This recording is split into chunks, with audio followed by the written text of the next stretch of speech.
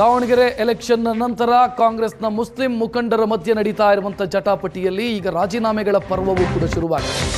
ದಾವಣಗೆರೆ ಉಪಸಮರದ ಬಳಿಕ ಕಾಂಗ್ರೆಸ್ ಅಲ್ಪಸಂಖ್ಯಾತ ಮುಖಂಡರು ಒಬ್ಬೊಬ್ಬರಾಗಿ ರಾಜೀನಾಮೆ ಕೊಡ್ತಾ ಇದ್ದಾರೆ. ಅಬ್ದುಲ್ ಜಬ್ಬಾರ್ ರಾಜೀನಾಮೆಯ ಬೆನ್ನಲ್ಲೇ ಸಾಮೂಹಿಕ ರಾಜೀನಾಮೆ ಶುರುವಾಗಿದೆ. ಕೆಪಿಸಿಸಿ ಅಲ್ಪಸಂಖ್ಯಾತ ಘಟಕದ ಪದಾಧಿಕಾರಿಗಳು ರಾಜೀನಾಮೆಯನ್ನು ಸಲ್ಲಿಸ್ತಾ ಇದ್ದಾರೆ. ಕೆಪಿಸಿಸಿ ಅಲ್ಪಸಂಖ್ಯಾತ ರಾಜ್ಯ ಘಟಕದ 5 ಪದಾಧಿಕಾರಿಗಳು ರಿಸೈನ್ ಮಾಡಿದ್ದಾರೆ. ದಾವಣಗೆರೆ ಜಿಲ್ಲಾ ಕೆಪಿಸಿಸಿ ಅಲ್ಪಸಂಖ್ಯಾತ ಘಟಕದ 5 ಪದಾಧಿಕಾರಿಗಳು.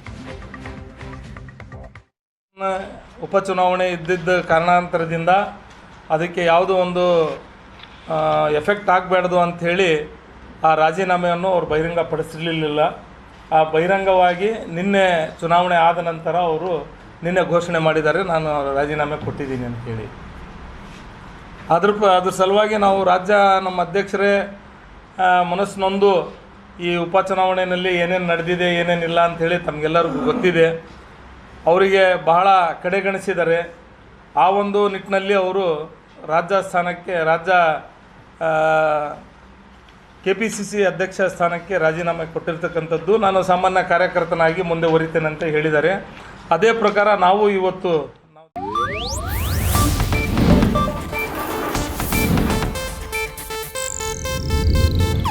ಇದು ಏಷ್ಯಾನೆಟ್ ನ್ಯೂಸ್ ನೆಟ್ವರ್ಕ್ ಪ್ರಸ್ತುತಿ.